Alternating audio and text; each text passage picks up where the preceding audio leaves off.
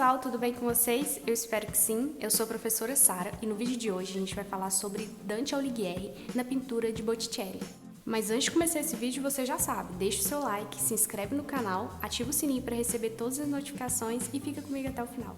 Dante Alighieri, então, nasce em 1265 na região da Toscana, na Itália. A sua família é uma família abastada, então desde novo ele já tem acesso à literatura, ele já tem acesso às contas básicas, os seus ensinos vêm através dos padres franciscanos. A sua mãe veio a falecer quando ele tem apenas 2 anos de idade, então o seu ensino, a sua criação vem através do seu pai.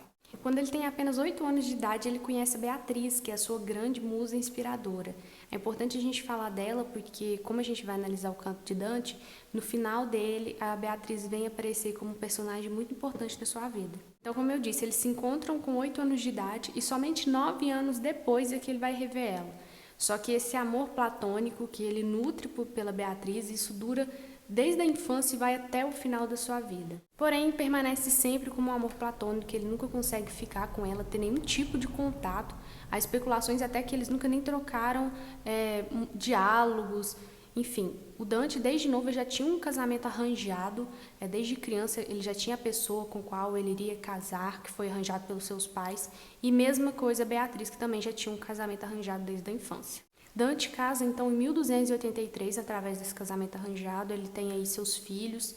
Não foi um casamento feliz, como com outros relatos, eles acabaram se separando. Separando assim, né? Vivendo em casas separadas, porque o divórcio naquela época não era o divórcio como a gente tem hoje.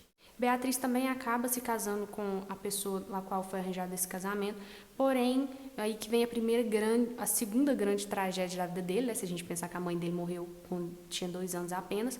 Beatriz morre aos 24 anos de idade, em 1290. E a partir disso, como eu disse, ela se torna aí a grande musa inspiradora. Dante fica extremamente deprimido por causa disso. Dante tem uma vida pública bastante importante em Florença. Ele chegou a ser considerado até um cavaleiro templário. Sim, esses cavaleiros templários medievais que tem tantas histórias, que as pessoas gostam tanto de criar, né, mitos. Enfim, ele era um cavaleiro templário. Ele entra para uma guilda, a guilda dos boticários, para poder se ingressar nessa vida pública, porque naquele período, para você ingressar na vida pública, você tinha que fazer parte dessas guildas. E essas guildas eram o quê? Corporações, associações. Então, tinha a guilda dos boticários, tinha a guilda dos ferreiros, tinha a guilda dos pintores e assim por diante. Ele foi eleito, então, posteriormente, como prior da cidade, sendo um dos 5 mais importantes. Através disso, ele conseguiu construir estradas e ter uma grande visibilidade aí dentro dos círculos intelectuais, círculos políticos de Florença. O problema é que se envolver com a política, né, não tem só esse lado ostentativo de visibilidade, também tem conflitos e guerras. Ele acabou entrando dentro desse conflito entre guelfos e gibelinos e ele acabou ficando ao lado do imperador romano, contra a facção do papado. Então era o imperador romano, pessoas que queriam que ele governasse ali Florença, e do outro lado o papado. Ele chegou até a ser uma espécie de embaixador de Florença para poder negociar com o Papa em relação a esses conflitos políticos, mas aí acabou que a Florença e as outras famílias acabaram ficando do lado do papado e o Dante acabou sendo exilado. Os gibelinos, sendo bem sucinta para vocês entenderem melhor, eles eram nobres partidários do imperador, e do outro lado tinha os guelfos plebeus, que representavam o partido apoiante ao Papa. Em geral, os guelfos de tendência democrática, defensores do nacionalismo italiano, como eu disse, apoiavam o Papa, e se opunham aos gibelinos de tendência aristocratas e apoiados pelo imperador, de quem eram partidários. Por causa desse envolvimento público contra o papado, ele acabou sendo exilado. Inicialmente, o exilamento dele ia durar pouco mais de dias ou meses, mas com medo da influência dele, que ele voltasse aí a querer levar esse conflito contra o Papa novamente, ele acabou sendo exilado aí por toda a sua vida. Inclusive, em 1302, o Papa ameaçou ele publicamente e a sua família, dizendo que se ele voltasse a Florença, ele e os seus entes queridos seriam queimados na fogueira. Pois bem, dando esse geral sobre a vida do Dante e já entendendo que vocês já assistiram o vídeo completo do Botticelli, vou começar a falar agora da Divina Comédia. Dante, como eu disse, ele estava exilado e ele teve um sonho muito lúcido, por assim dizer. E esse sonho mexeu tanto com ele que ele resolveu aí então fazer esse poema e que se tornaria épico em um poema lendário até hoje. A Divina Comédia é um poema num teor sacro que foi escrito em 1304 até 1321, então demorou um longo tempo, até porque ela é bem grande, não sei se vocês já viram o livro. Eu não tenho aqui para mostrar, infelizmente. Se alguém quiser me mandar o livro por e-mail, pode mandar que eu aceito. Basicamente, o livro retrata então a viagem do Dante pelo purgatório, inferno e finalmente o paraíso. Purgatório e paraíso, pessoal, essa história em si, ela levanta questões sobre a condição humana, sobre a política, sobre o pecado, né? Como que ele viu o pecado, porque a gente tem que entender que isso também diz muito da época dele, com certeza, mas diz mais sobre o entendimento dele, tanto que quando chegar no 9º círculo do inferno, que eu vou mostrar para vocês aqui, vocês vão entender o que para Dante é considerado o maior pecado de todos. Pode ser que para outras pessoas, se tivessem tido a chance de fazer um grande poema assim, elas tivessem favoritado outro pecado que não o pecado que ele escolheu. Cada uma das 3 partes, né, do canto, né, purgatório, inferno e paraíso, contém 33 cantos, com exceção do inferno, que possui um canto introdutório a ele, totalizando, portanto, 100 cantos com mais de 14.233 versos. Botticelli, então, quando vai retratar a Divina Comédia a pedido aí de Lorenzo Magnífico, ele levou 15 anos para retratar.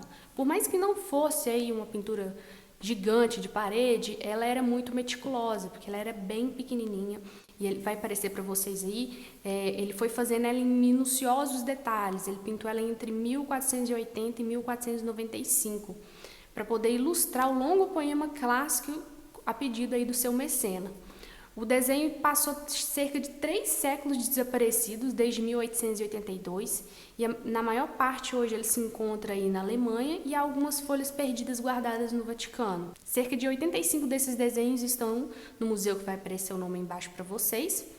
7 se localizam hoje na biblioteca do Vaticano e 8 deles se perderam. Então a gente não tem aí o desenho completo, então quando eu for mostrar para vocês aqui as representações, nem todas serão de Botticelli, algumas são representações feitas posteriormente, como a gente acha que ele poderia ter pintado, como a gente acha que foi.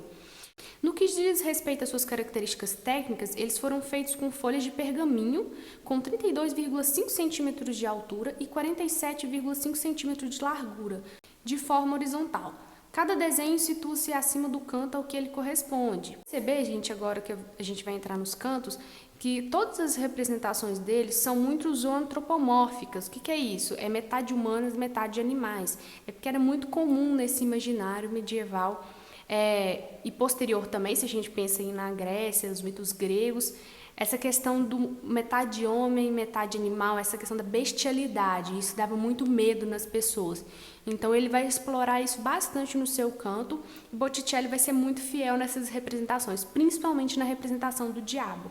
A partir do século XI, então, pessoal, se desenvolve uma iconografia específica do diabo, porque antes disso a gente não tinha exatamente definido como que era Satanás, Lúcifer, diabo, o que vocês quiserem chamar.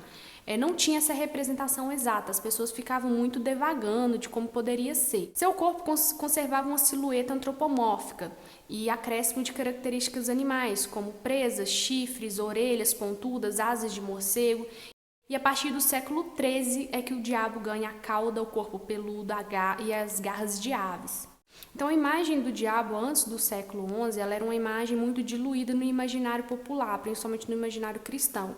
Era uma figura difusa, dissolvida no politeísmo popular, portanto sem um poder de persuasão sobre as massas. E persuasão sobre as massas era muito importante para a igreja, para o poder, né? Como eu digo, dos príncipes, de todas as pessoas ali que querem controlar essas multidões para manterem seus interesses, seja religiosos, seja políticos, o que for. E é justamente a partir do século XI que o medo do maligno começou a se tornar mais real, pois o diabo passa a ser então representado em imagens como nas pinturas, por exemplo. E isso faz com que o temor das pessoas também cresça, justamente por poderem visualizar o que antes estava só na imaginação.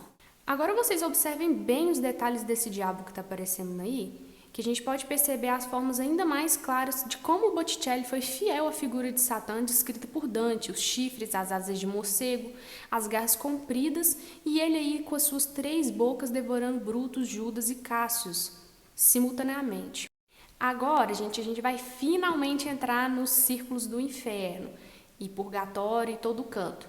Vocês vão perceber que muitas das coisas que eu vou dizer não faz parte do ideal da religião cristã católica romana. Vai fazer muito parte da mitologia grega romana. Por quê? Primeiro porque ele estava inserido nesse meio no sentido de ler os grandes clássicos, tanto que o seu guia não é ninguém menos do que Virgílio, né? Um poeta romano importantíssimo para ele, do qual ele admirava bastante. E posteriormente, no Renascimento, a gente está no período medieval ainda, apesar de algumas pessoas poderem discordar, vai ter mais ainda esse resgate dos clássicos gregos. Então, num período medieval, a gente já estava começando com isso. Então, faz muito parte desse sonho dele, já que é um sonho dele, a gente não pode esquecer que isso é um sonho, ele retratar aquilo que faz parte do seu meio cultural. E o que faz parte do meio cultural dele? Religião cristã e essas mitologias gregas. Virgílio, como eu disse, ele aparece aí como o guia de Dante, a primeira pessoa a encontrar o poeta florentino. Ele é responsável por guiá-lo no inferno e pelo purgatório em sua jornada. Assim como Ulisses na Odisseia e Enéas também desceram ao mundo dos mortos, né, o mundo de Hades. Na época, Dante só havia 3 continentes conhecidos, Europa, Ásia e África. Então, o poeta imaginou que no polo oposto a Jerusalém ficava a ilha do Purgatório, ligada ao inferno por uma passagem aberta pela queda de Lúcifer. Então, quando Deus arremessou Lúcifer aí do céu, ele abriu uma cratera no chão. Essa cratera, que está localizada, segundo Dante, debaixo de Jerusalém, seria o inferno do qual ele sonhou. É um buraco numa forma de cone, como vocês podem ver, e que se formou a partir dessa queda tão brutal, quando ele foi arremessado. Agora a gente vai entrar aí no portão do inferno, lembrando que a gente ainda não está no primeiro círculo, a gente ainda está no portão. A jornada começa numa selva escura, cheia de feras, onde Dante encontra o espírito de Virgílio. Ele vai ser seu guia, como eu disse, e na entrada do inferno a gente já encontra o inferno sem cadeados e já há uma advertência escrita. Deixai toda a esperança, ó vós que entrais. Agora a gente entra na antessala do mal. Indecisos e covardes não podem ir para o céu nem para o inferno e agonizam por aqui. Eles são picados por enxames de vespas e eles correm sem parar. O sangue que sai das picadas mistura-se a lágrimas e escorre até os pés, que são roídos por vermes. Antes de entrar no limbo, eles passam pelo rio Aqueronte, que é onde os condenados cruzam o rio pantanoso e cinzento conduzidos por Caronte, que é o barqueiro dos mortos na mitologia grega. Almas ruins, vim-vos buscar-vos para o castigo eterno, ele anuncia antes de você entrar. Ele desce o remo nos que hesitam em embarcar e começa a descida pelos 9 círculos do inferno. Agora que a gente vai entrar no primeiro círculo, é o limbo. Aqui não há sofrimento nem lamentação, apenas suspiros e desesperança. Esse é o lugar das almas que em vida foram virtuosas, mas que tiveram o infortúnio de não serem batizados ou que vieram a nascer antes de Cristo. Então, todas as pessoas que nasceram antes de Cristo, pela religião, já estão condenadas a ficarem no limbo. Segundo círculo, os luxuriosos, o monstro Minos, o monstro Minos que exerce a função de juiz, dá as boas-vindas enrolando a cauda no corpo dos pecadores. O número de volta do rabão dele indica o círculo que o condenado vai habitar. Nesse nível, os que pecaram por luxúria são jogados de um lado para o outro por fortes redemoinhos. No terceiro círculo, gente, a gente vai encontrar os gulosos. Os glutões ficam afundados na lama, sem poder falar com os vizinhos e são açoitados por uma chuva de neve e granizo. Para piorar ainda, eles sofrem com a assombrosa presença de Cerbero, que é o cão de 3 cabeças na mitologia grega, que fica ali os mordendo pela eternidade. O quarto círculo é para os avarentos e esbanjadores. Quem foi pão duro demais ou gastou além da conta fica por aqui. Numa analogia à roda da fortuna, a pena de quem não soube lidar com as finanças é passar a eternidade rolando grandes e pesadas pedras e colidindo incessantemente um contra os outros. O quinto círculo é para os irados e rancorosos, olha aí o meu círculo. Suplício de quem não controlou a raiva é viver mergulhado na lama nojenta no rio Estige. Lá os irados ficam batendo, chutando e mordendo uns aos outros. No fundo do rio, os rancorosos que nunca externaram sua ira suspiram borbulhas fedorentas. Sexto círculo, do herege. Atrás das muralhas da cidade da dor eterna, os que não acreditam na existência de Deus, e os ateus, queimam em brasa dentro das tumbas abertas. Aqui fica a fronteira entre os pecados cometidos sem intenção e os executados conscientemente. O sétimo círculo é para as pessoas violentas, assassinos, tiranos, assaltantes. Eles levam flechadas no rio de sangue fervente. E na floresta que tem ali, suicidas viram plantas devoradas por arpias, também da mitologia grega, enquanto blasfemos, sodomitas e agiotas se refrescam na chuva eterna de brasas em pleno deserto. Oitavo círculo, fraudadores, são 10 valas circulares, uma mais profunda que a outra, onde são punidos os enganadores, ladrões e puxa-sacos, e eles levam surras de demônios chifrudos, são enterrados de cabeça para baixo e fervem na lama e são picados por cobras. Nono círculo, traidores, esse é o círculo mais importante de todos e o pior. No fundo do inferno ficam os que cometeram o pior de todos os crimes, a traição. Eles mergulham num lago congelado chamado Cócito, ficando só com a cabeça e o tronco de fora. Os queixos batem de frio e suas lágrimas congelam, levando-os ao desespero. No centro do nono círculo, o próprio Lúcifer se encarrega de torturar os que traíram os próprios benfeitores. O Lúcifer tem 3 cabeças, em cada boca tritura um traidor. Judas, que traiu Jesus, o maior traidor de todos. Brutus e Cássio, traidores de imperadores romanos. Outro ponto que deve ser levado em consideração é que cada subdivisão do inferno encontra uma pessoa da história que em algum momento da sua vida cometeu uma traição grave. Então a gente pode pensar na parte em que chama Caína, aparece Caim, que traiu seu irmão Abel. Uma traição contra quem? Contra o parente. Em Antenor está presente Antenor, o príncipe troiano que facilitou o roubo da estátua de Palas Atenas, protetora de Troia, e que abriu o cavalo de pau de onde os gregos saíram, que é considerado um crime contra a pátria. Em Ptolomeia aparece quem? Ptolomeu, que para agradar Júlio César mandou decapitar Pompeu, ou seja, a traição praticada contra o hóspede. E por último, na Judeca está presente Judas Iscariotes, que traiu Jesus Cristo por uma quantia de 30 moedas de prata. Então, sendo o maior traidor, que é a traição dos benfeitores. Por isso, ele é considerado o maior crime de todos. Depois desse inferno, purgatório, tudo isso que ele passou, Virgílio deixa e ele passa a ser guiado por outra pessoa, porque agora ele vai conhecer o céu, o paraíso, e vai conhecer o próprio Deus. E quem que vai guiar ele? Ninguém menos que a Beatriz. Ela vai levar ele aos 9 círculos e esferas que o céu tem também. Como aqui o nosso foco é mostrar mais sobre Botticelli, sobre as representações do inferno na pintura, no imaginário popular, a gente não vai mostrar aqui o céu e as representações. Então, para finalizar, só uma curiosidade que eu achei muito legal quando eu estava pesquisando aqui para vocês, é que no dia 25 de março, na Itália, é comemorado o Dia do Dante. Então, eles têm vários eventos culturais lá na Itália, as escolas são convidadas aí nos museus a falar sobre o Dante, mostrar a poesia, para poder manter bem forte ainda essa representação dele, já que ele é tão importante para a cultura florentina na Itália, e acredito que é importante para a gente também que está aqui, que de certa forma acaba estudando ele ou conhecendo algumas coisas que está relacionado a sua representação de inferno nesse poema, e claro, a pintura de Botticelli, que foi tão importante para poder nos dar a imagem daquilo que o Dante estava falando.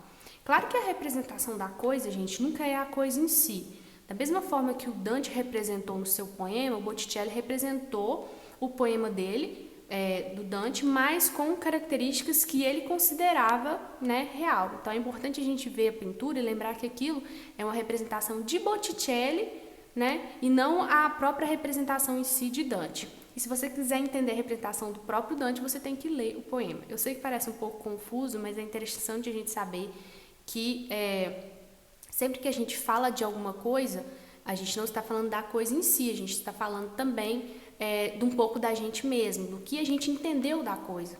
Ficou um pouco confuso? Deixa nos comentários. Agora uma pergunta muito importante. Dentre os 9 círculos do inferno, qual você se encaixa? Eu sei que você se encaixa em algum. Principalmente na quarentena, muita gente vai estar no círculo dos gulosos. Meu círculo é o círculo dos rancorosos. Eu vou ficar lá debaixo d'água, na água fedida, é lá onde eu vou ficar com o rancor que eu tenho no meu coração. Eu deixei algumas referências, a que mais me ajudou foi uma tese de mestrado, que vocês podem procurar aqui. Eu sempre especifico o que é livro, o que é tese, o que é artigo. E quando eu falei da questão da briga política em Florença, tem esse livro aqui, que chama A História de Florença, que foi feito por Maquiavel. Muitas pessoas acham que o único livro que Maquiavel escreveu foi O Príncipe, mas ele também escreveu esse aqui enorme de Florença. Como é na linguagem do próprio Maquiavel, algumas coisas são meio difíceis de entender, mas no final do livro tem uma espécie de índice que vai explicar os termos e conceitos da época. Então, às vezes, se você não entendeu uma palavrinha, você pode recorrer ao índice para compreender. Outro livro que eu usei é esse aqui, que chama História Secreta de Dante. Assim, para você ler ele, você tem que ler ele com muito cuidado, não levar em consideração tudo o que está falando, um olhar mais técnico. Porque como o próprio título, esses títulos sensacionalistas, gente, fala a história secreta, o mundo perdido, vocês podem desconfiar. Muitas das pessoas colocam isso para chamar atenção, a gente faz isso até no YouTube aqui com os títulos dos vídeos, mas a gente tem que ter cuidado com o conteúdo, se isso não é um conteúdo sensacionalista que vai levar a gente mais a enganações do que as verdades. Eu gostei do livro, mas como eu disse, tenham cuidado. Leiam livros apoiados com outros livros para vocês terem uma visão geral e não se deixar ir apenas por uma visão, por uma pesquisa, por um escritor. Então é isso, pessoal, eu espero que vocês tenham gostado desse vídeo, eu adorei fazer ele, eu amo a história de Dante, já estudo ela já tem um bom tempo. E se você gostou do vídeo, quer que a gente continue fazendo esses tipos de análises históricas relacionadas com as pinturas, deixe nos comentários, deixa o like para eu saber que você está gostando desse tipo de conteúdo, se inscreve no canal, ativa o sininho, ok? Me segue nas redes sociais, porque lá eu faço enquetes e estou sempre postando perguntas para você responder, ver se você acerta aqueles quiz de perguntas. Então, eu faço sempre relacionado às pinturas e as respostas já estão no vídeo. Então, normalmente estão nos vídeos. Então, se você assiste o vídeo, você sabe responder, ok? Muito obrigada por ficar comigo até o final. Beijo e até a próxima.